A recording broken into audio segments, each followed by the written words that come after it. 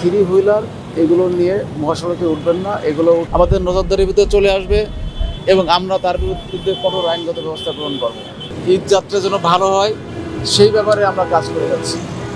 আপনারা জানেন যে আমাদের এই ঢাকা চট্টগ্রাম মহাসড়কের বিশেষ করে আমাদের গুরুত্বপূর্ণ যে বিষয়টা আপনি বলেছেন সেটা হচ্ছে আমাদের Gauripur bus stand, Chandina bus stand, তারপরে আমরা যেখানে বসে আছি নিমসার বাস স্ট্যান্ড, তারপর আমাদের ক্যান্টনমেন্ট যে জায়গা আছে উভয়মুখী, আর আলেখার বিশ্ব রোড, পদুয়া বাজার, ওইদিকে 14 গ্রাম, লালপোল এবং পিসিক মোড়, এই দুটো ফেনীর। এছাড়া চট্টগ্রামেও কয়েকটা পয়েন্ট আছে, সকল পয়েন্টে আমি জানি, আমরা অবগত আছি। এই সমস্ত পয়েন্টে আপনি বলছেন যে ধীর গতিতে কিছু কিছু গাড়ি চলছে। আমার কাছে কথা হলো যে গাড়ি যেন কোথাও অকারণে স্থায়ীভাবে যেন থেমে না থাকে, সেই ফ্লোটা আমরা দেখেছি, দেখার চেষ্টা করেছি, এবং গাড়ি কেন ধীর গতিতে যাচ্ছে সে বিষয়েও আমরা অলরেডি কারণ বের করেছি। আশা করা যায় যে ঈদের আগে যে সমস্ত পয়েন্টে ধীর গতি আছে সেই পয়েন্টে ধীর গতি থাকবে না।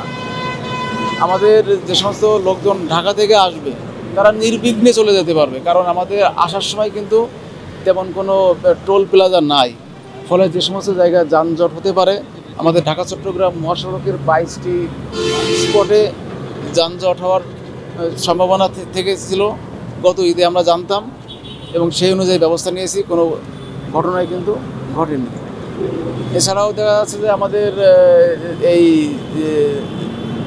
ঢাকা চট্টগ্রাম মহাসড়কে যেন কোনো রকম সমস্যা না হয়, যেন স্বস্তির ঈদ যাত্রা দিতে পারে, এবং দুর্ঘটনা প্রতিরোধে আমরা যে সমস্ত পদক্ষেপ গ্রহণ করেছি তার ভিতরে অন্যতম বিষয় হচ্ছে আমরা কিন্তু আমাদের যে সড়ক পরিবহন আইন 2018 যেটা আছে সেটা কিন্তু আমরা যে সমস্ত গাড়ির এগেনস্টে আমাদের দেওয়ার কথা সেগুলো আমরা দিয়েছি। ওয়ালটন ফ্রিজ কিনে অনেকের মতো আপনিও হয়ে যেতে পারেন মিলেনিয়াল সেরা পণ্যের সেরা অফার। আমি উদাহরণ হিসেবে বলতে পারি, গত মাসে আমরা 5716টি শুধুমাত্র প্রসিকিউশন দিয়েছি।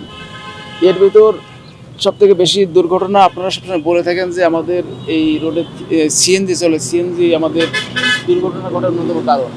আমাদের যে পরিমাণ জনবল আছে তার থেকেও বেশি সংখ্যক ফিডার রোড আছে যে রোডে ঢাকা চট্টগ্রাম মহাসড়কে সিএনজি উঠতে পারে।